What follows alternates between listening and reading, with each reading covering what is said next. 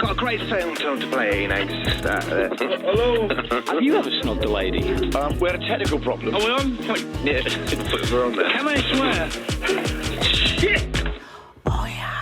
Welcome to Crunch and Roll. I'm John Fox, known to some as Foxy, and did a little bit of work on the wireless for a couple of decades, mainly on commercial stations, tiny bit of work for the BBC as well, and now, of course, completely out of it, but still love it as much as you.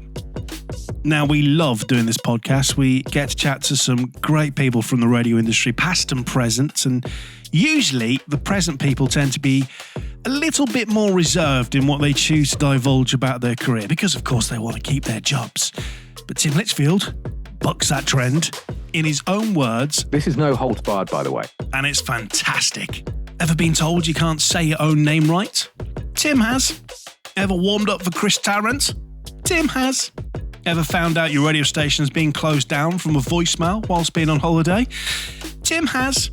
You ever sent a text about your boss to your boss by mistake? Tim has. Ever had to turn down a gig at a national station to save your health? You guessed it.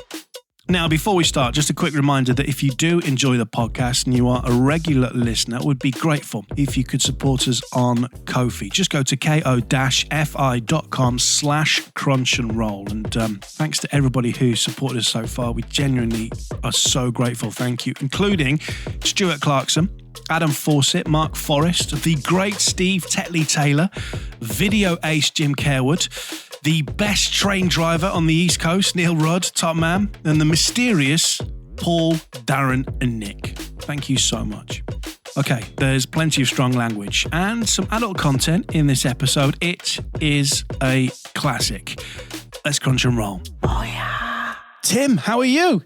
I'm really well, thank you. How are you? I'm good, thank you. I was driving into our little studio in Solihull tonight to record this episode, thinking to myself, have we ever met? Because, and please correct me if I'm wrong, but I think you and I shared the same passion for booze during our presenting days, that maybe I've met you, but I just can't remember because I was absolutely trolleyed. I don't think we've ever met in person, but we've definitely had a crossover when a certain station turned green and then you went on to that. But I don't think we've ever actually met face to face. Well, can I just congratulate you for being the first guest who you're currently having a beer whilst we're recording this. So, Tim, I salute you. Well, cheers to you. All right. So I'm going to be honest, as always, our research is a little bit sketchy. So please do, take me along on your journey. But you were born from around these parts in the Midlands. Yeah. So I'm from the second poshest part of the Midlands. So you're in Solihull. Sutton Coldfield is where I'm from. Grew up listening to a station called BRMB. Some of you, the original, not the new version. So that was the station that made me just think, I really want to get into radio. And that's basically the start of my journey. So there's a couple of, as we all did, I think, like RSLs, hospital radio, all that, but that's probably the boring stuff. And then managed to get into BRMB at the tender age of 16 years old. And then that was my first gig. And it's gone downhill from there. 16 years old.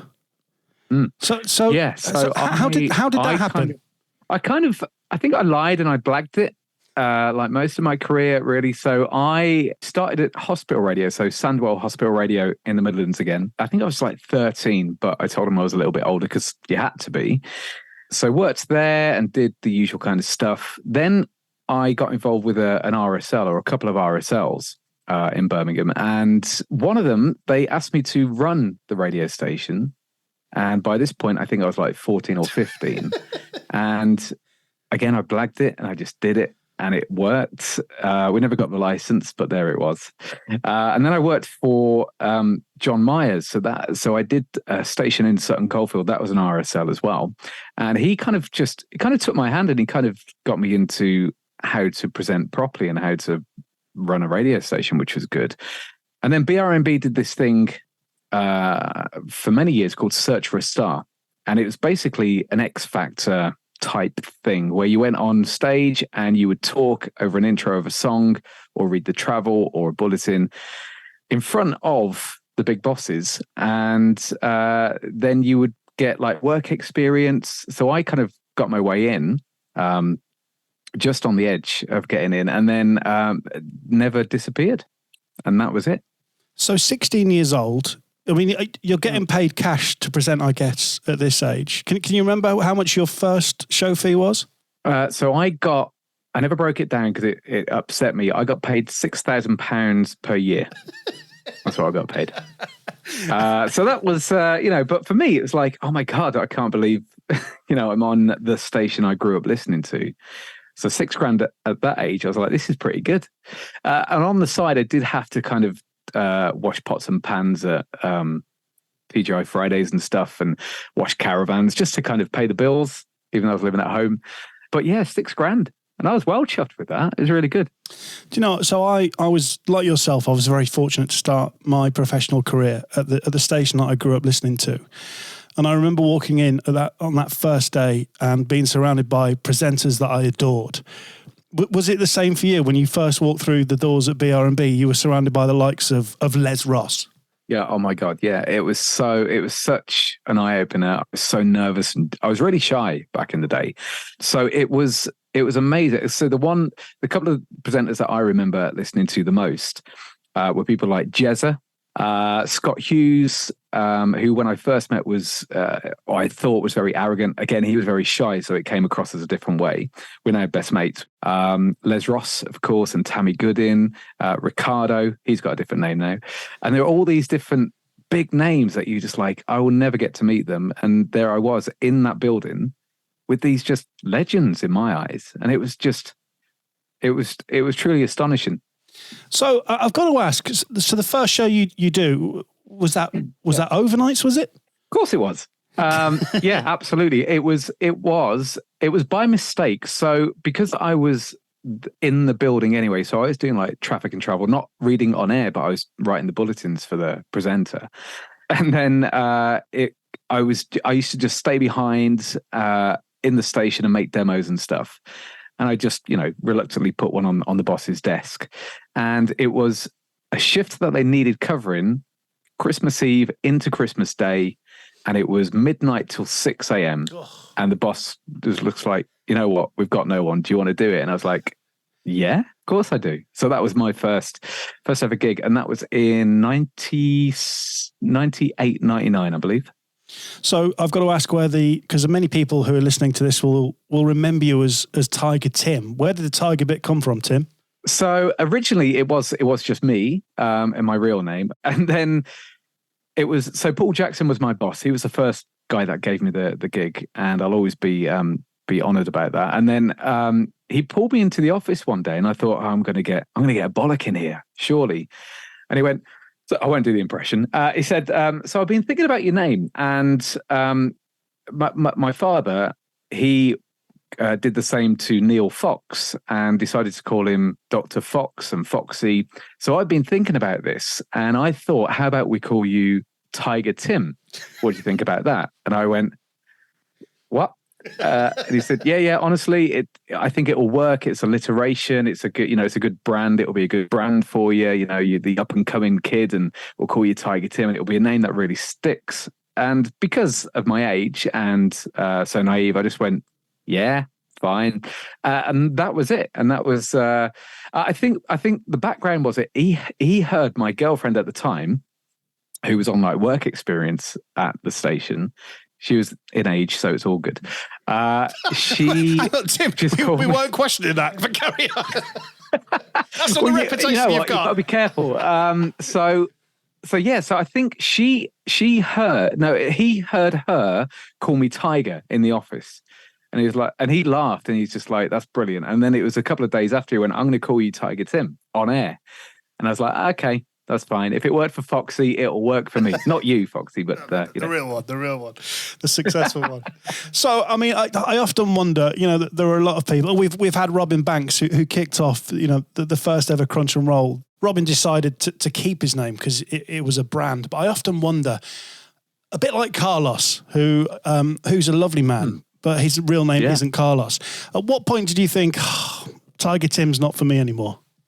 I took it with me for years, years. I took it to London. I didn't use it at Capital, but I was on Capital Disney. And they said, we like Tiger Tim. We think it works. So I kept it then. So that was the early noughties. And then I think, to be honest with you, it wasn't really my choice. I would have kept it, and I thought it was quite a nice brand. And then one of the bosses along the way just went, no, just use your real name. It's probably the station that probably sucked my soul, but we'll probably talk about that later. All right, let's just stick with BRMB for a bit, because it's such an iconic station. Of course, the station that you grew up listening to as well. So it must have been incredible for you to get that gig. Is it true that you, whilst at BRMB, you produced Tom Ross? Yeah. So I was a producer and presenter. So for the 6, I think I got a pay rise to £7,000. Wow. And for that, they rinsed me. Like, I did everything. So from production to producing to presenting. So I would eventually I would get the overnight show. That would be my thing. And then I would go from there into the other studio and produce Tom Ross on the breakfast show. I knew Tom from a long time anyway, because he literally lived around the corner from me, which is probably how I got my foot in the door. So I got Tom to thank for that. And so I produced his show. And I was also, I became head of production. So making the zips and zaps and jingles and all that kind of stuff. So I was doing everything throughout the day. But Tom was brilliant. He was brilliant. He was a firecracker, and, he'll be free to admit that. You should definitely get him on the podcast. He'll have stories, but we had the mutual respect. So I knew how far to push him, and he knew that if he shouted at me, I'd probably just go, I'm not doing it. So we had a mutual thing going on. Yeah, he's certainly a character. Well, he is on the list, isn't he, to get on at some point, but maybe in the future. So hang on, so you were doing overnights, and then you were producing breakfast and also making the imaging, all for £7,000 a year. Yeah, I was living the dream. Wow, I mean, what a day that is. And look, we as we do with all our guests, we often speak to people who know the person I'm chatting to, and I won't mention his name, but he knows you very well. A couple of things that he has asked me to ask you. Firstly, you enjoyed a beer, is that true? Absolutely. Yeah, there was a very dark time that I went through. But yeah, no, I enjoy beer. I mean, I'm more controlled now. But yes, there are clips somewhere of me being absolutely wasted on air. Not at BRMB, I will say. This is during my London times, but I've definitely on mini disc somewhere. I'll dig it out someday. But it's me just absolutely wasted on air. It's bad. It was a technical problem. You heard something on air you shouldn't have done. Oh yeah. All right, so let's move on. So from BRMB, you then go to Capital. Yeah. So I went to Capital initially to be a producer. So the group was taken over, the then Capital, that became the Capital Group. And it was taken over. So I was whisked to London to be part of the production hub. So I would make the imaging for all the Capital stations. There's like Red Dragon and Power and Southern and all those, and BRMB, of course. So I used to do that. And after 6 months, I was like, I don't really enjoy producing, because it was like a factory at that point. It wasn't much fun. It wasn't like the creativity that you'd think. So then there was randomly, I don't know why, but after 6 months, I could tell you why. I'll tell you that in a second.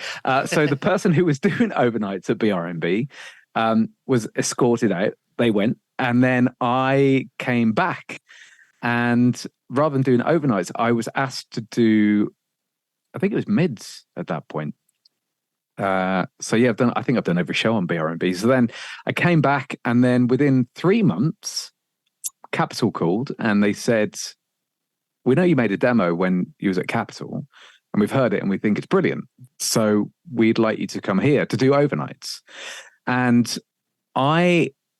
to be honest with you, I didn't grow up listening to Capital, so I knew of it, but it wasn't the goal for me. BRMB was always the station for me.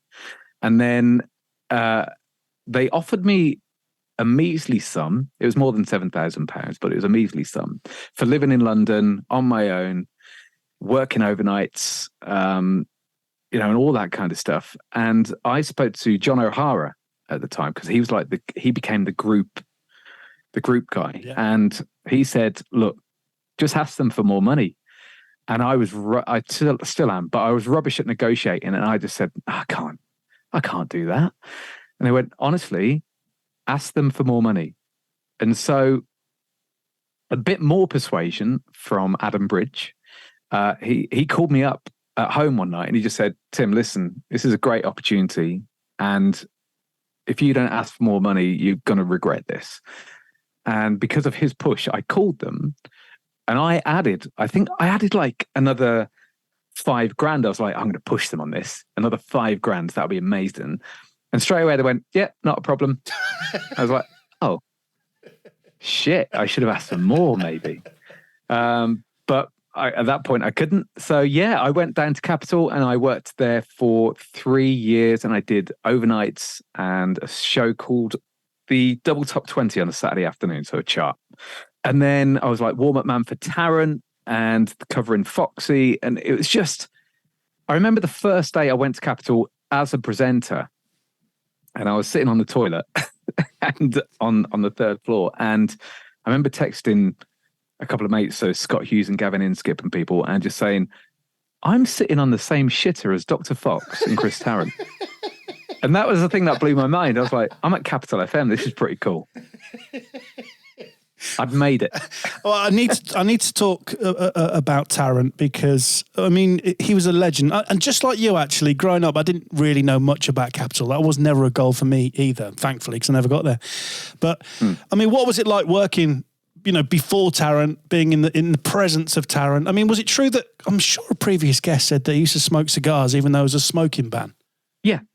So Tarrant didn't really have any rules, and he genuinely, because he's from Birmingham as well, from the Midlands, and he was genuinely the nicest person you could ever meet. Professional, but humble. Really, really humble. He would always come in, even ask if you wanted a drink or anything. Just a real proper down-to-earth kind of guy. Funny, of course, and just generous with his time. He was just really nice. Whereas, some people get a bit divish or egotistical, and at his level, he should have been, but he wasn't. He was just so, so nice. One of the nicest people I've met. And it was the same for, it's the same for the rest of the team. So everybody on that station were brilliant. So Neil Fox, brilliant guy, lovely man. Margarita Taylor, fantastic. Martin Collins, such a lovely man. And everybody on there, they were legends, but I didn't grow up listening to them. So I think because I wasn't scared of them or like, oh, hi, yeah. I wasn't in that realm or in that state of mind. I think they respected that. Did you enjoy being in London? I did. Yeah, I did. I got to find my own feet because I was only... So the second time I went, I was 20. I just turned 21. So I was the youngest person on the station. So it was exciting, it was really exciting to be in London, and there's so much going on all the time and there's always something to do and there's new ladies on the scene. So it was, and there's new beers to try. So it was good. It was really exciting and I loved it. Yeah, absolutely. Because I know when we chatted to Chris Brooks, his passion for Capital was, I mean, even though he's not there anymore, he still, if you cut him open, he would bleed Capital. I mean, did you have that, or did you still have that longing love for BRMB? Always BRMB. I was always looking for the next chance to possibly head back. That was always my goal, and that did happen. Eventually, I did go back, but then of course it all changed into what we know it as today. But being in London, it was great doing those shows and then seeing the changes that came with that. And, all the shows started to change. So then, Chris Brooks and Neil Bentley and Schooley, Simon Phillips, people like that were all there. And it was just a great team to work for. Whoever was there, whether they were the old school, if you want to call them that, or the new school, just everyone was lovely. And I loved it. It was a great place to be. And there was a good vibe there. So yeah, it was good. I'm glad you've mentioned John O'Hara, because I think you might be the first, maybe second person to mention John's name. But I've had the privilege of meeting John a few times. We've got a mutual friend who we're both very close to. He was a legend as well, wasn't he? Brilliant. Yeah, John O'Hara was brilliant. Because like he was the working force, I believe, behind Atlantic 252. As far as I know, he knew radio inside out. He was one of those who you just, what he spoke about, listened to, like your John Myers, like even like Steve Orchard, people like that. You go, yeah, okay, you get radio and you understand it. David Lloyd is on that similar ilk. There's people who really get it and love it. All right, so how many years were you on Capital doing overnights? So I was there for 3 years doing overnights, and then the Australians came. And if anybody's worked for an Aussie in the UK radio industry, you'll know it's like pulling teeth. In the fact that radio in Australia is brilliant. It's so good, and I still listen to it now. But there's different rules. UK radio is a hell of a lot different. And so, can we mention names on the... Yes, absolutely. We can, right? Cool. Okay. So, you know what? There's no holds barred on this. So I don't really care anymore. So it's all good. So, there's the GWR company, GCAP. They came in, they all took over, and they started running things in their own way. Then Capital was ran eventually, after like 3 or 4 bosses, by a guy called Scott. I can't remember his last name. Scott Muller. Scott Muller. Yes, absolutely. And so at this point, Johnny Vaughan was on the scene, and there was a whole new thing going on with the output and everything. And it'd been through a few changes before that. So yeah, Scott Muller was on board, and he was the most nervous PC I think I'd ever met, ever. Because he had to contend with all these big name Charlies, right? Who were just like, this is how I do it. You're not going to tell me what to do. But I was just the kid on the overnights who of course he could go to and go, yeah, don't do that, or do this, or that sweeper wasn't in the right place. Just little things like that. And eventually, it happens. After 3 years, the contract wasn't renewed. But the worst thing was that eventually Scott was asked to leave, I believe. And I sent a text to what I thought was Scott Hughes. And I said in the text, ha, it always comes back around. That's karma for you. And I had no response. And I was like, oh, what's this? What have I done? And then I looked at my text and I was like, oh, I sent that to Scott Muller. And it was on the same day that he was let go. So, sorry, Scott. And still to this day, no reply? No reply, no. He must have changed his number. That is legendary. Well done, Tim. I'm saluting you, my friend. That is brilliant. So after Capital, where'd you go next? From Capital, Paul Jackson was then in charge of Virgin.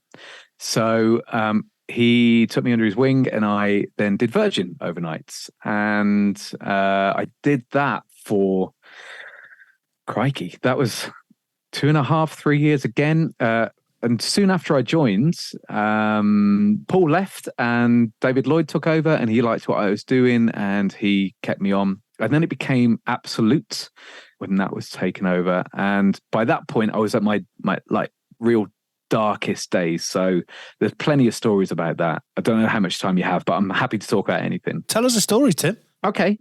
Well, so the drinking, I did a lot of drinking back in the day. And in London, it's quite an isolated place. Although there's so many people there around you, it's so isolated.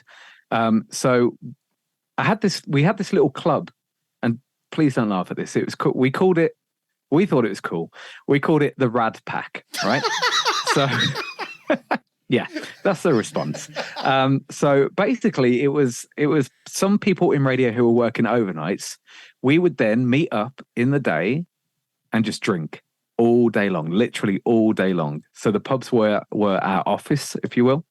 So it's myself, Cam Kelly, who you've had on the podcast, Robin Burke, and occasionally Joel Ross and a few others.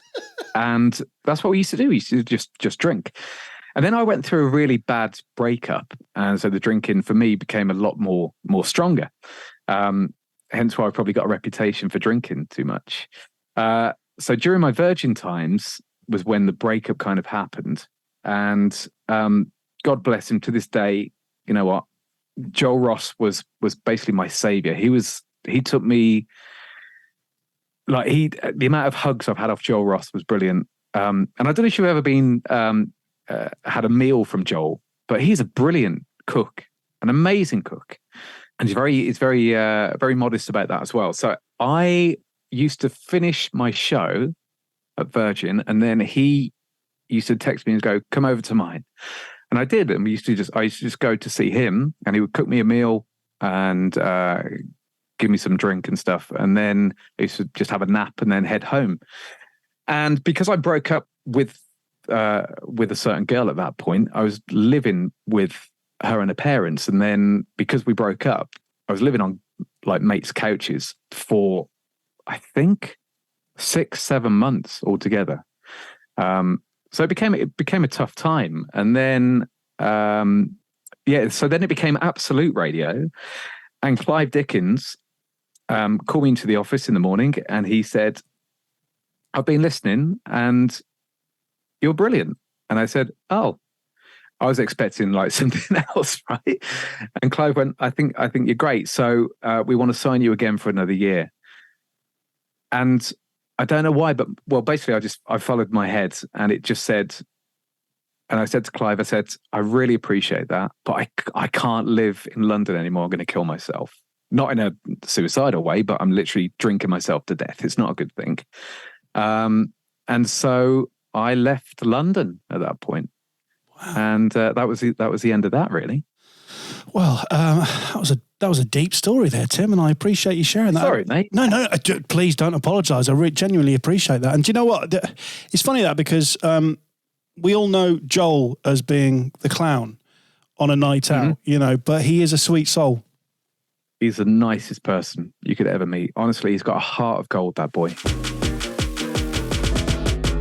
Oh, yeah. You leave London. Where next then, Tim? Where'd I go? So from London, I went back to BRMB. So that was the third and final time that I would go to the station. And so that was Adam Bridge. Again, God bless him. He brought me back. And that was when I started doing mid-mornings. And that was when I was still I was still drinking a lot. I mean, hands up, I still was. And that's where you'll probably hear stories from like Russ Morris and other people. And so, yeah, I worked there. And then what happened at BRMB was it was taken over. So David Lloyd and Phil Riley came in, both radio legends, of course. They both came in and they wanted to change what BRMB was. And they turned it a different color. They got rid of the name, the heritage name. They thought it was the way to move forward. And who was the PC? Paul K? Paul K, yeah. Is that his name? PK, yeah. So young fella, seemed pretty cool, and he decided that he wanted to make his own changes, as any PC would. So that's absolutely fine. And he said, "We're not going to renew with you.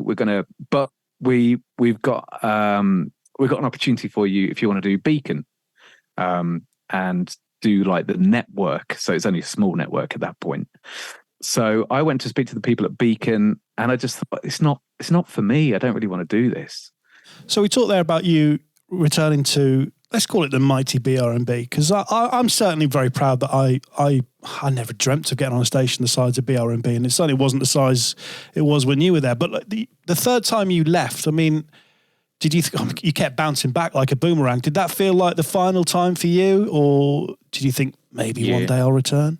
Yeah, no, it definitely felt final. So by that point, they had their own direction they were going in. They were going to do some networking. And so, yeah, Paul K at that point, he called me into the office to do the whole thing of we're not renewing.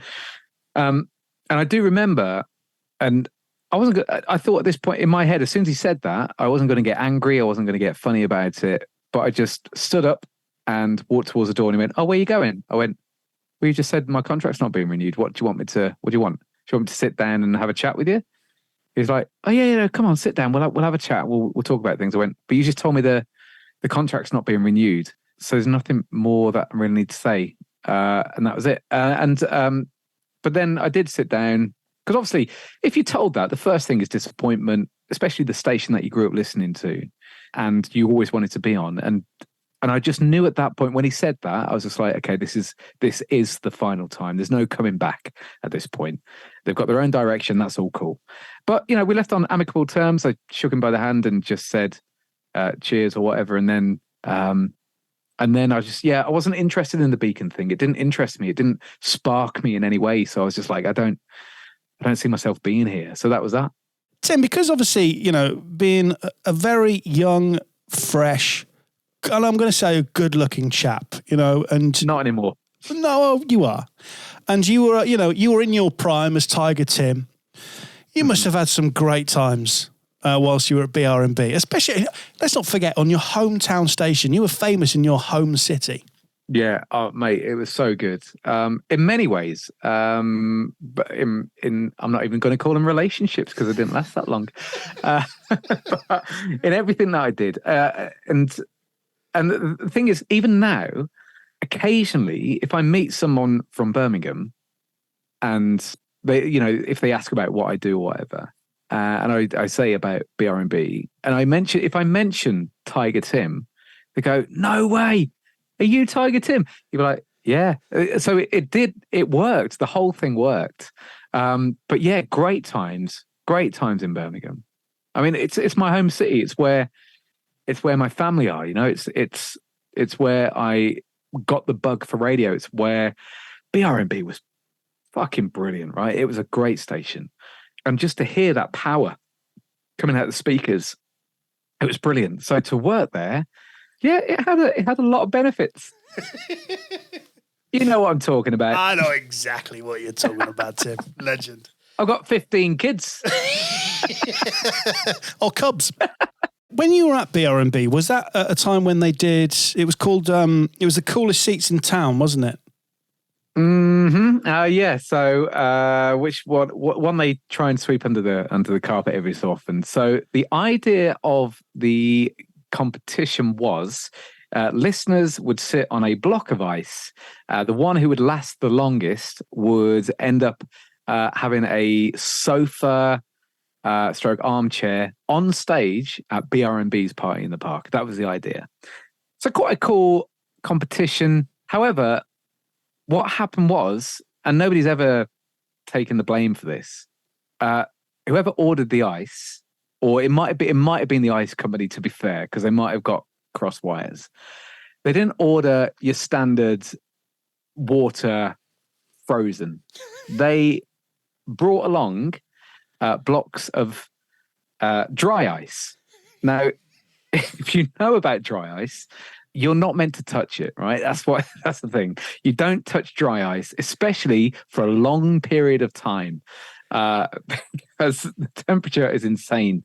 It freezes roses. That's what they used to do on the school programs, right? Put it in a jar. So the listeners went ahead with it. So I was upstairs. It was a radio cafe downstairs. And they set up all these blocks of ice, and every so often they would cross over and go to them. So all the listeners sat on there, and of course, because they're thinking it's just ice, they're just like, it's a bit cold. I get it. That's fine. But eventually, people are like, I'm burning. I'm actually burning here. Eventually, they had to stop the competition because people's arses were frozen, literally frozen, right? Probably got rid of a bit of cellulite at the same time, which is cool. And then chaos, absolute chaos. People would take it to hospital.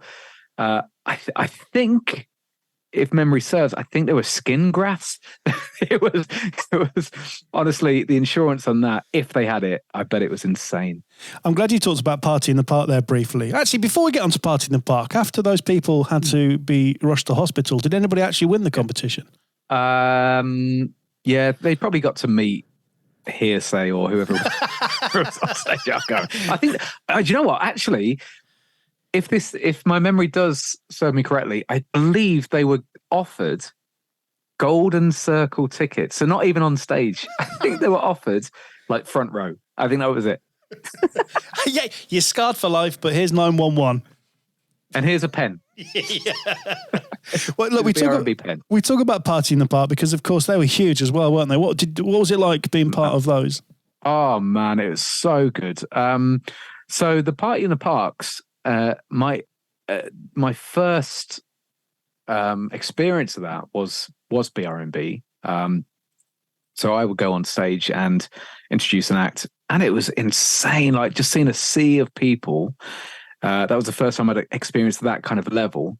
But when I worked at Capital and did their Party in the Park, it was like 100,000 people. And that sea was just even bigger than I'd ever seen before in my life. And the atmosphere was just electric. You could feel just the wave of energy from the back coming all the way to the front. And it wouldn't, you know what it's like. If you're doing anything on stage in front of a crowd of people, a big crowd of people, it doesn't matter what you say. Generally, like you could say, look, the sun's in the sky. People go, hey! Yeah. So you just constantly get that energy coming towards you. And it felt amazing. And, you know, I've been very privileged to do quite a few things in my radio career, as I'm sure we all have. So, like I was the warm-up DJ. I was asked to do the warm-up DJ for Anastasia randomly at Wembley Stadium. Wow. So I was on stage at Wembley DJing, and I took the opportunity to go, hello, Wembley. You know, of course you did. It's little things like that, and you're just like, this is insane. I did T4 on the beach when that was in Weston-super-Mare, when I was in Bristol. You know, that's what made radio so exciting.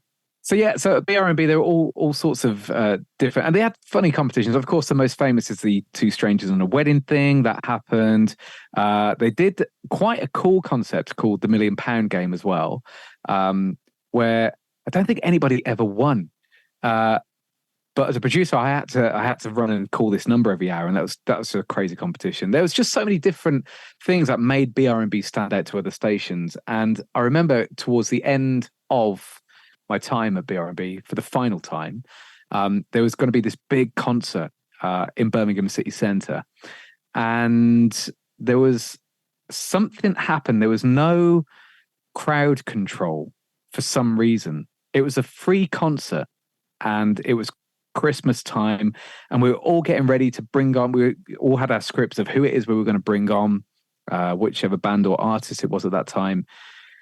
But something happened where too many people turned up, and it just went out of control. I remember we were doing the warm-up, getting ready for it, and then at some point I just remember being ushered off stage and literally, and it's not even a joke, literally being chucked into a car, into a taxi or a private car. I can't remember what it was. And they chucked me in. It was me, Dan Morrissey, and Russ, I believe. They literally chucked us in and went, you've got to go. It's about to get out of control. And we were whisked off. We had no idea what was going on. And it came to fruition that there were just too many people there, and people were being crushed. And it was quite frightening because there's a lot of young kids there, of course, wanting to see their favorite acts. So I remember that being the last thing that I did at BRMB. And that was kind of scary, but almost exciting as well. Getting rushed off in a car like a celeb there, Tim. Yeah, do you know what I mean? Brilliant. Cunty. We apologise, sir. Do we just play a record until 8, 9? When do we finish? I'm not drunk. I've had a couple of drinks. I'm not drunk. Oh, yeah. So Lewis Clark, who was in Birmingham at Heart at that point, he heard about me leaving again, and he basically put me in touch with Heart in Bristol, in the West Country. So that's where I went. So I was offered drive time at Heart. It was just Bristol, and Bath was separate then. Right. So I was offered that, and I did Bristol. So I did Heart Drive there, and then they merged it, and then I did the network for Heart Drive in the West Country. So forgive me, my timeline might be completely wrong, Tim, but were you... Mine too, I'm still drunk. Yeah, so was I, don't worry. So were you then reunited with your pal Cam? Because, of course, Bristol, you know, the place he loves. Yeah. So where was Cam at that point? I think he was at Red Dragon, right. I believe. Yeah. So he was just over the bridge. Now, I don't know how well you know Cam. Cam is one of my best mates in the whole world. And, you know, I don't know where he is at the moment. He's probably in Q8 or something. I don't know where he is. Every time I call him, he's just like, I can't talk at the moment. I'm in camp. It's like, I don't know what that means. So I have no idea what that means. So he's quite lazy in the fact that we wouldn't meet up as much because he would always say, oh, come over the bridge. And I'd be like, you can come into Bristol. You know, you've got loads of friends here as well, but he never would. So I wouldn't see him as much, which was a shame. But yeah, so, but being in Bristol, I made some new friends and it was a new lifestyle, and Bristol is amazing.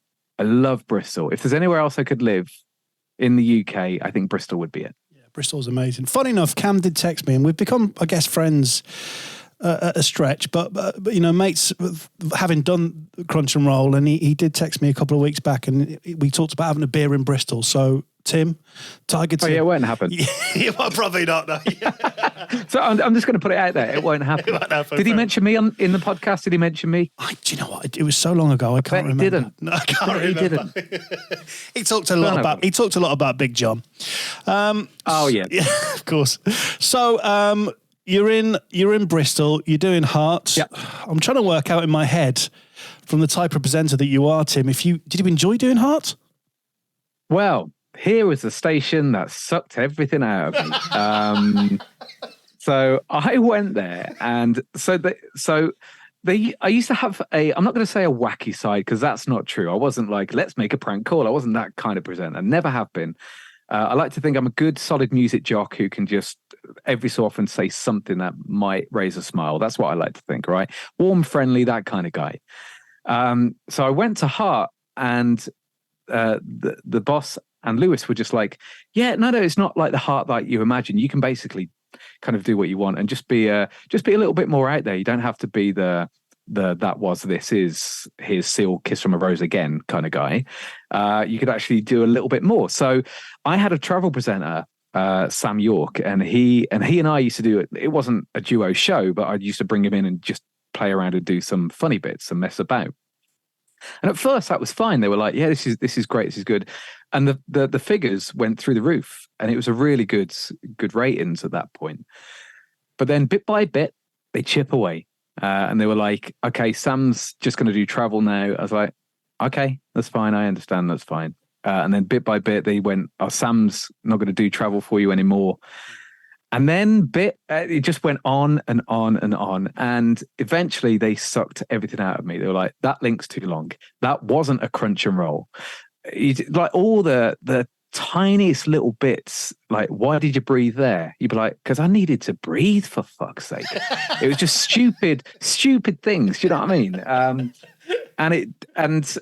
And then there was a point where my boss at that time, he disappeared, and I can't remember. I think he broke his leg or something. Something happened, and he disappeared for like 3 months. And so Lewis Clark came in, and he overlooked the station, and he was doing the Snoop sessions. Now we all hate Snoops, let's be honest, right? Because one week they say this, the next week they say, do this, what I told you not to do, and it was always, you know, contradictory. And I just remember I like Lewis, but I do remember he used to come out with these analogies. He'd be like, what are you talking about? Like, he used to say, don't forget to plant the seeds so the rose garden can grow and stuff like that. You'd be like, what do you want me to do? just tell me what you want me to fucking do. And then the best one, I said to him, I said, listen, I'd like to do just one show on the network overnight. Just put me on an overnight, just one night. And he went, Tim, before you do that, no, he said, Tim, before you get to fly a Boeing, you have to fly a private jet. And I went, just say no. For fuck's sake. Do you know what, Tim, thank you for reminding me why I don't miss radio anymore. Sorry, that comes across completely wrong. I love radio, but I don't miss that shit. I genuinely do not miss that. I don't miss it. I don't understand what's in PC's minds. It's almost like they prod you with a stick and they want you to growl, and then they're like, "Oh, I'll back off." And I've never been the ego. I've never been somebody who goes like throwing tapes or anything. I've never been that kind of guy. I just, in a Snoop session, I'll just go, yeah, that's a good idea, yeah, and then just ignore it, right? I think we've all done that. And then eventually, when you do ignore it, they're like, yeah, that's perfect. I'm glad you took on board what I said. You're like, yeah, I didn't. Easiest way. Yeah. Well, Lewis was never a fan of mine, but and I genuinely don't know why. That's probably a lie, probably to do with drink. But there was a boss that he was very close to who. We had a Snoop session once when I was at 210 FM, and the Snoop session was all about how he didn't like the way I said sunshine. And I'm like, what do you mean? I'm from Hull. Sunshine, that's how I say it. And we had this whole 45-minute chat. And when you're walking out going, like, you're petrified to say sunshine live on air. Oh, yeah. He told me I couldn't say my own name properly. So you do the math. My fucking name. All right, let's move on from Heart. So next, you go up to TFM. Yes. So very quickly. So the last bit on the Heart thing. So when my contract wasn't being renewed, the boss called me and he's like, so look, we're not renewing your contract. I went, okay. I was used to it by now. Okay, why? And he said, this is brilliant. We don't like the way you read the traffic and travel. And I went, what the fuck are you on about? And he said, yeah, it's like, it's too conversational. I said, yeah, because I'm talking to people like you would do in a link. It's traffic and travel. Do you know what I mean? He's just like, yeah, that's why we're not renewing your contract. I went, that's a fucking lame excuse. And so I think that's the only time I got angry with a PC for giving me, just say, look, we found someone else. Do you know what I mean? It's not a problem. I get it. It's radio, right? But it was quite patronizing. So from Heart, I go up to the Northeast and work for TFM. So was this Bauer in 2012? Yes, it was. Yeah. So I went there and I was doing mid-mornings. So that was my first time really up to the Northeast, and I quite liked it. It was nice. So the first place I moved to, because it was a really quick turnaround, I moved to Stockton-on-Tees. Now, I don't know if you've been to Stockton-on-Tees or any of your listeners have. It gets a bad rap. It's a tough area in many ways, financially and the people. but I liked it. Unfortunately, after 3 months at TFM, I go on holiday with my then girlfriend. And when I'm on holiday, I turn my phone off because I'm on holiday. I remember turning it on the last day, just before we were about to fly back, just so I could check the flight details, all that kind of stuff. A barrage of texts. This is 3 months into the gig. A barrage of texts. So sorry to hear the news. So call me if you need me. I'm so sorry. Let me know you're okay. And I was like, who's died? What the hell's gone on, right? Eventually, you have a voicemail. So I call it up, and it's my boss at the time, Alex Rowland, and there's another voicemail from Chris Pegg, who was running Metro. And it was, Tim, just let you know, the station's gone. They've merged it with Metro. So it's all one station now. They've closed the doors. So give me a call when you get back into the UK and we'll have a chat. So I did. Well, I called him from there, and they said, look, you've got a contract. So you are still contracted for another 12 months, I think it was. So you're going to get paid to sit on your ass. So I went, cool, ace. And then that's what happened. And then I was doing cover shifts at Metro as well. So they had to pay extra. So it wasn't part of my contract because I was contracted to TFM. So I was doing cover shows on Metro and then eventually taking over like the Saturday nights or something. But the rest of the week, I was doing nothing. Say that, I went to the pub. Yeah, of course you did. Of course you did. All right. So that's what I did. That's what I did in the Northeast. But you stayed up there. So after TFM, and then next is Star Radio. So this is what happened. So there's an interim bit here, which is probably disappeared into the vagueness of radio.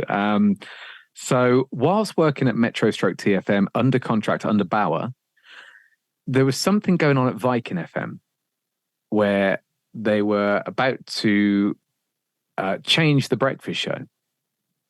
So it was going to be, so they said, oh, can you just cover for us like on the interim? I was like, yeah, that's fine. That's okay. And they teamed me up for a Saturday morning just to kind of test us. They teamed me up with a girl called Steph, and she does impressions. She's quite popular, I believe, on social media now. So it was one of those Bauer things of like, here's one person and another. They've never met, but they'll get on, right? It was one of them. So they chuck us into a studio and we make a demo, and then they put us on Saturday mornings on Viking. So that didn't last too long. And eventually, while we were doing this, they started to disassemble the breakfast show. So Jim went first. Yeah. And then I was asked to cover with Rosie. So it was me and Rosie doing the show, the breakfast show. And then eventually they got rid of Steph. They got rid of Rosie. And I genuinely knew nothing about this. I didn't know what their plan was. I didn't know what was happening. All I knew that was I was there to cover this little slot for 3 months. Now, because it was breakfast in Hull and I lived in the northeast, I stayed like Alan Partridge in a travel lodge for 3 months in Hull. So I did that and did the breakfast show, and I was just hit every single day with a barrage of abuse. Every single day. Now, I'm not a breakfast show host. I know I'm not, right? But I was there just to keep it on air, right? That's what I was doing. And the amount of texts I used to get through email saying, this guy's really shit. Who's this guy? Bring back Jim and Rosie. Hashtag Jim, not Tim. All this kind of shit, right? So I was getting it in the neck every single day. And so you're trying to, you know what it's like. If you get a shitty text, you're just like, oh, this is shit for the rest of the show. It's only 6:02, right? So I get all this for 3 months non-stop. And every day I used to say, like, to the bosses, just say, can somebody like just filter this or something? Because I don't need to hear this, right? I had no support. Nothing was going on. The last day of cover, so it was meant to be Sean Goldsmith and Becky. Oh, forgive me, I forget her surname. So it was Sean and Becky. They used to do a show together. Yeah, that's right. They were signed to do breakfast at Viking, weren't they? And then she turned around and said, I don't want to move to Hull. That's right. Yeah. So she said, no, I'm not going to do it. And then Sean was going to come. And he did in the end. So it was the last day. It was the last day between me doing the show on the Friday and then Sean starting on the Monday, I think. And John Hardin, literally my last link, he came in, the mic went down, went into network, as it does. And John Hardin said, oh, can you stick around for a little bit? I went, well, it's kind of like my last day. I just want to go home, really. I'm kind of bored of living in a travel lodge. I just want to go. And he said, no, stick around. John Dash is on his way to come and see you. I was like, okay, fine. By this point, I'd already been in talks because I thought, what's my next move? What's my next career move? What am I going to do? Yeah. So I'd been in talks with Star at that point, so a UKRD station.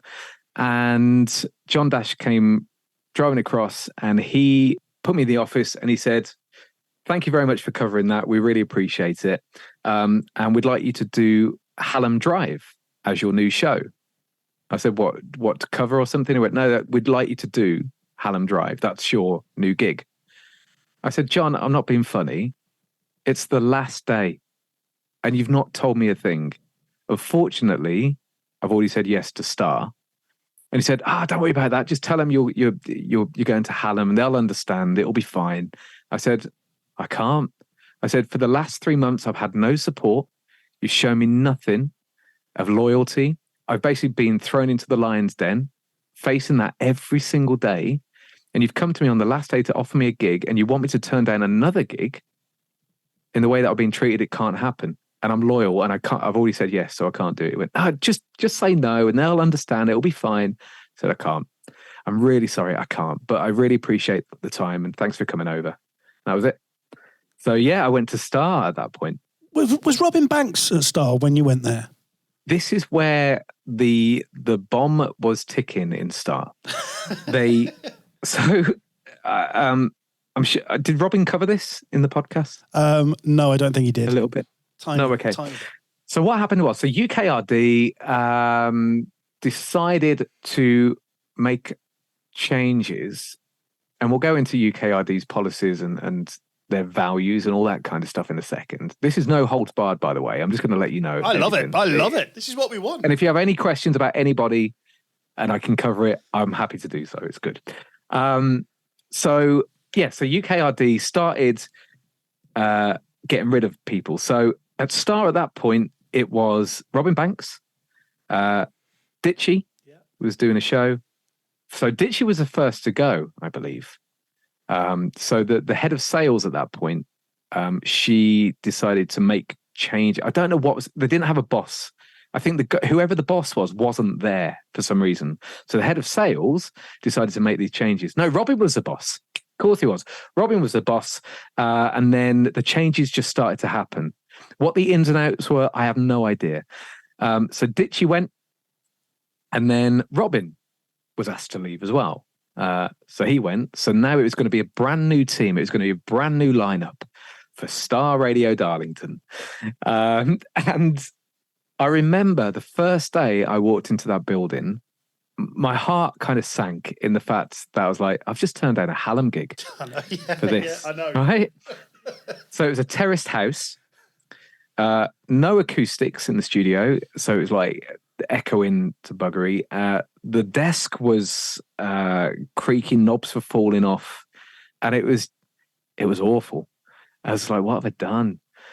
But I'd already said yes, so I was like, okay, fine. So the new lineup would have been Anthony Collins on Breakfast, who I worked with at TFM, lovely guy. Somebody else was going to do mids, and then I was going to do drive, and that was a new, exciting lineup. So we all went in, and my God, it was like teaching, like the 15-year-old me to these apparently qualified staff of how to do radio. They would do these things on air, and you'd be like, "What the fuck are you doing? This is how we've always done it." Yeah, but it sounds awful. What are you doing? They would do all these like things like, and I hate OBs anyway. I think OBs are a waste of time. I'm not a fan of them, right? But OBs, when they're in a car showroom, you're like, why are we here? The client's paid for it. Yeah. What's the listener getting from this? Nothing. They're not going to buy a brand new Hyundai. It's not going to happen because we're on the radio today. It's not going to happen. Oh, but the client's paid for it. You're just like, this is insane. I just want to touch on your hatred for OBs, because I remember, and I'm with you on that. I enjoyed it because people used to think that we were famous. Well, I'm going to be honest. Yeah, okay.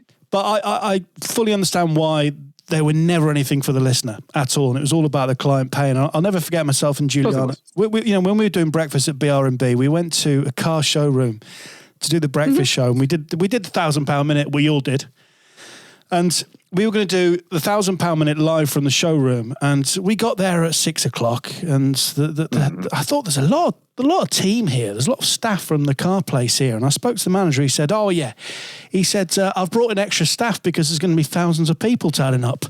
And I looked at Julian and I thought, he's got the wrong end of the stick here. Like, we're not Elton John. We're not going to pull a crowd in. It was and then the rest of the show was just so painful. I spent the full 4 hours trying to hide from that manager. But this is it, right? So yes, you'll get people turning up, but they're the listeners with the cake. Do you know what I mean? That you're not going to eat, right? They're the ones who have got the branded T-shirt on or whatever. But OBs. Unless there's a reason for it. For example, if you're doing like a giveaway, like a holiday giveaway, and you're at the destination, this is what you can win. That makes sense. I understand that. If you're giving away a car at a car showroom, absolutely fantastic idea. I love that, because you're getting the atmosphere and you can talk about the car. But when you're just going to the butchers because they've paid for it, and you're just chatting to John, who's got one-word answers about how you cut pork. It's a bit like, what's this? Do you know what I mean? We're having a party. Eventually, the MD at the time, he said, "Oh, do you want to be the PC, the program controller?" I went, "Yeah, but let me fucking do it properly. Let me actually take the reins and take you in the right direction." And so he did. He trusted me to do that. But because it's UKRD had this. It's not a thing anymore. Of course it isn't. So UKRD had these values, right? And it was all about autonomy. So we're not like the big groups. We will let you, as individual stations, do what you want to do, which was bittersweet in itself. So they said that's what would happen. But every so often they'd make a group decision.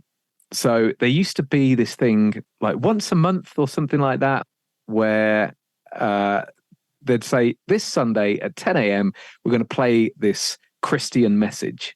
And I went, what? They said, oh, yeah, no, everybody in the group is doing it. I went, yeah, but we're autonomous. So that means I can say no. As a PC, I can say, I'm not going to play that. They went, oh, no, they've paid for it nationally. And I was like, this is insane. Like, you can't have one rule and then break it. You just can't do that. And these kind of things used to creep in all the time, right? So the music was never autonomous. And there used to be like all sorts of weird... The amount of times I heard They Might Be Giants, you'd be like, fuck me, man. This is just a novelty song. Play it every so often as a spice hit, fine. But don't play it every bloody day.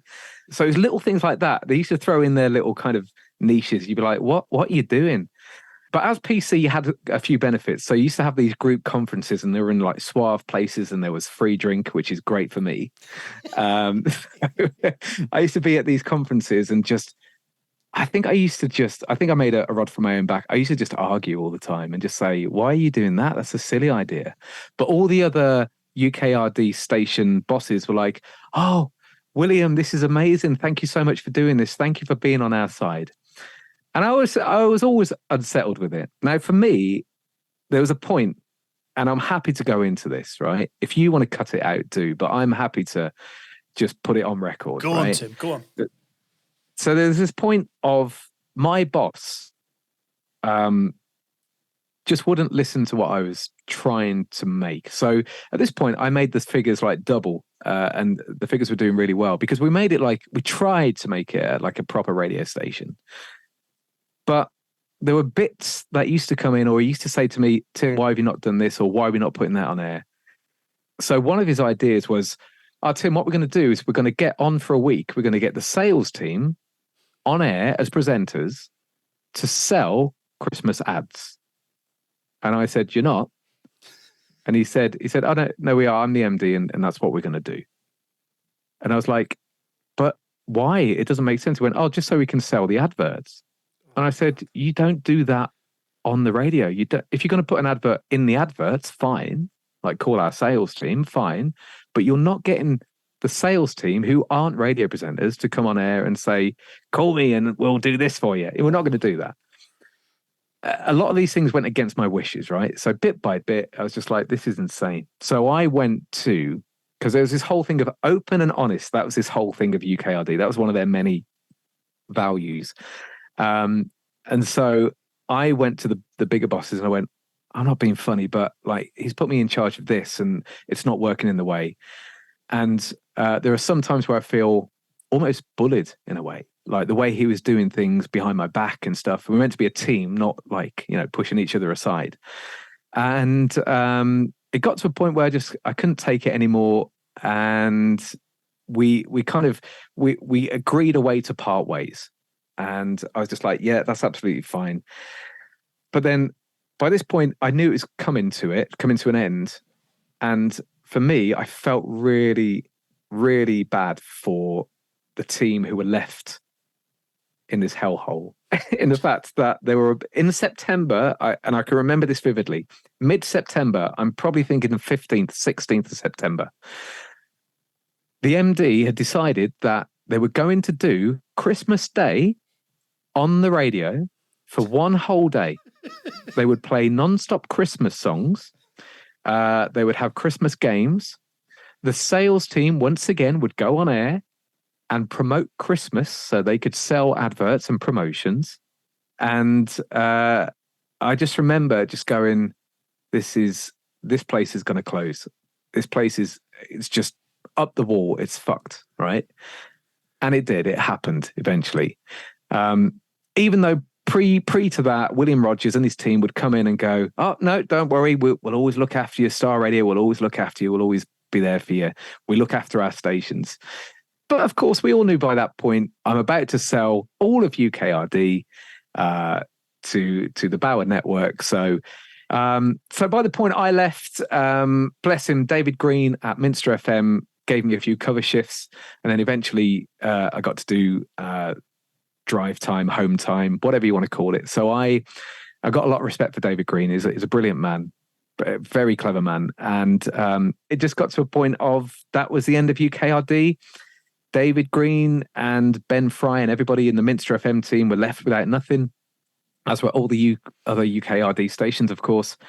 And David took it upon himself with Ben Fry, who's a very clever businessman, and said, but you know what? We'll create our own station. We don't need Bauer. We don't need UKRD. We don't need them. And that's where we are today. So York Mix Radio was launched 2 years ago. And it's doing good. Do you still enjoy it? Yes and no. I enjoy being left to my own devices. David Green, I like to think, I think anyway, he respects me and he knows of what it is that I've done. So he respects that. Of course, he's still the boss. So if he says like, oh, let's do something different, then he's the boss. That's absolutely fine. Do I enjoy it? Not as much as I used to. I think I lost the love of it when I went to Star Radio. I think that was the point of like, I need something else. I need to do something else because the opportunities are dying. There's not much left. Any opportunities there are, they will go to somebody else, so there's probably not a chance of me getting it anymore. So, you know what it's like. You've been in it long enough that you know that it used to be you go from pillar to post. I go from this station to this station. Oh, I've just lost my job there. I'll go to this station. But that doesn't happen anymore. Yeah. And it didn't happen for a long time. So whether I enjoy it or not, yeah, I like keeping my hand in because I love radio and I'll always love radio, but it's not my be all and end all now. So now, like my biggest thing is I make money from doing card tricks. That's my life. Well, right? That's what I do now. Tim, I want to talk about that. So, I mean, we've all seen you on Facebook, becoming this successful magician. I genuinely have always had a fascination with magic, and I think it's incredible what you guys do. Was magic something that you always did, or did you come to Star and go, oh God, I need to do something else? Hang on, there's a magic book by Paul Daniels. Let's read up on that. I've got that down here. I've always done it. So I've done magic since I was 7. So my passions in life were always magic and radio. That was always my things. I never got onto magic, but that's a different story. And I've always done it. But like I said, towards the start of the podcast, I was actually quite shy. So I'm happy sitting behind a mic and just cracking on. My confidence was always like magic was always my crutch to kind of introduce myself to people. But I was so shy that I wouldn't actually perform. And then throughout my whole life, through my teen years, into my 20s and into my 30s as well, I wouldn't perform for people. I've got a massive collection that on video you can see behind me, but I never performed professionally. Just didn't do it. I was too shy to do it. And then what happened was basically my wife, she saw all of this. I mean, you can see it, John, right? I've got all this magic crap. Yeah, there's a lot, right? There's a hell of a lot of magic stuff everywhere. And she said, either do something with this crap that you've got or get rid of it. So it was an ultimatum, but the push me in the right direction. I like it. And it's I good went, skill. Yeah, it was good. It was the push that I needed. So I went, okay, I'll prove you. So I did it. So at end of 2015, 2016, start of 2016, I bit the bullet, did my first wedding fair, performed for people, loved it, and just haven't stopped since. So yeah, this is my main thing now. And hypnotherapy as well, of course, Paul McKenna. There's a connection there. Have you ever met Paul McKenna? Because of course he was radio and then went on to be famous doing that. Of course. I've never met Paul. I'd like to. I know a few people who know him from Capital days. But yeah, so hypnotherapy is the other thing that I do. So again, I used to do hypnosis as entertainment, so like the silly side of it, right? And then eventually in my head, I was just like, so I started that in Bristol at heart. So I was like, I'd rather help people out with ailments or issues that they have, rather than making them look silly or bark like a dog or dance like Elvis, right? So I did a full-on course where it was both practical and modular and theory. So I did that for a whole year and then qualified. There's not really a qualification of hypnotherapy, but I qualified in inverted commas. I got a certificate for hypnotherapy, which you can print off the internet. And that was it. So I started doing that. So I set up a therapy room in Bristol. Then obviously wherever I've moved to, I've set up a therapy room. So I still do that and still do occasional Zoom hypnotherapy as well. I'd rather do it face to face. But yeah, it's great. It's great to see the changes in people. It's really good. Did you learn to hypnotize people so that you could hypnotize yourself so that you would enjoy heart? I'm not a miracle worker. So, yeah. Oh, yeah. Now, Tim, before we get on to the voiceover bits that we like to conclude Crunch and Roll episodes with, I asked this question to most guests that we get on. Who would you like to hear on Crunch and Roll? Which radio person would you like to listen to? So you've already had a lot of my friends on, which is good. So if you've not spoken to him yet, the one guy who is now my best mate and somebody that I admire completely, fantastic broadcaster, and I used to listen to every night before I joined BRMB. If you've not had him on already, is Scott Hughes. If you've not spoken to him yet, he will have some amazing stories. So yeah, if you get a chance to speak to him, that would be fab. But I think you've spoken to everyone else that I know. I would have said Cam, but Cam's been on. Done. Yeah. Russ would be fantastic. Russ is brilliant. And he's seen me at my best and my worst. He's seen both sides. One day, maybe. One day. So he would be good. He's on the list. Have you ever been on the podcast? Have you ever done it? Do you know that was an idea that we floated? Then we realised that I'm fairly dull, really.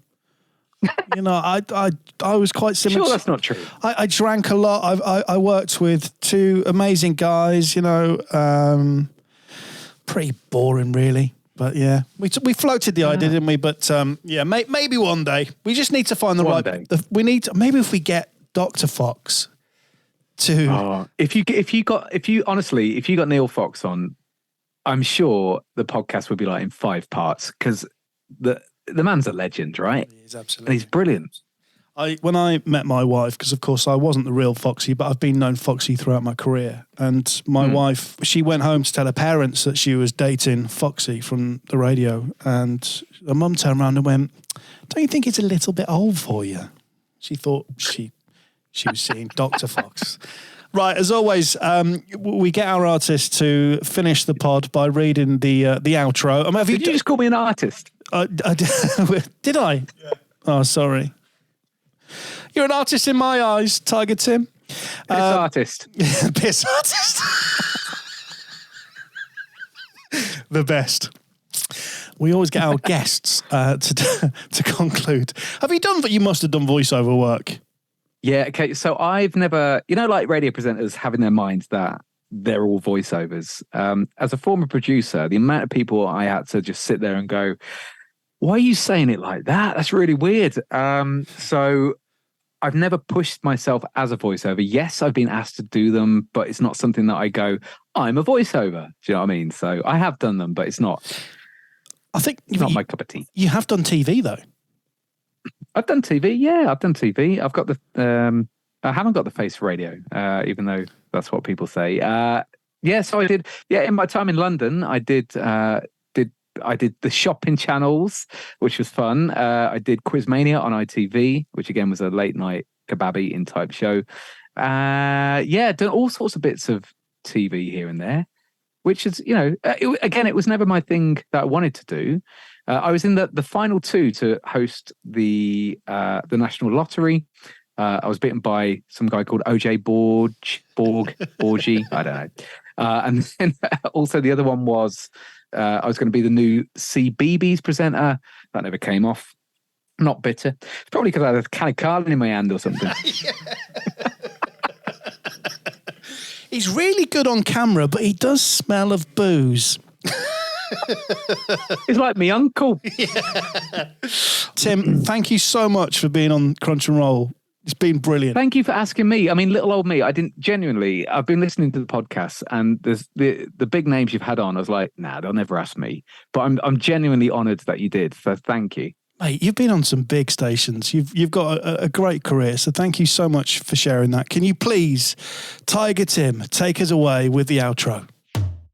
You've been listening to Crunch and Roll with me, Tim Lichfield. If I'm Lewis Clark, I wouldn't have said my name correctly. Subscribe on your favourite podcast app to get every new episode as soon as they drop. Crunch and Roll is a 969 media production, presented by John Fox and produced by Simon Bavosky. Did I say your name right? No. Does anyone say your name right? No.